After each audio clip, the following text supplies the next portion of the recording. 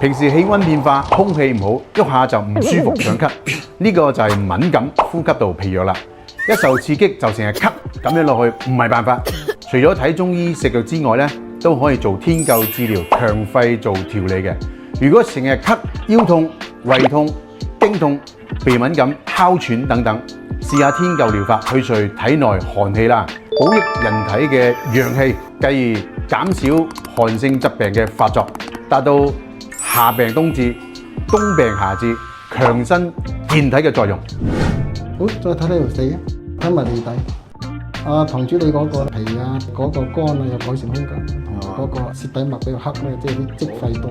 嚟緊咧39天灸咧，可以調理嗰個脾啊、肝啊同埋個肺，其中個輔助。人體咧365個月可以按照情況隨症去加減。譬如話中間係任脈，咁呢個調整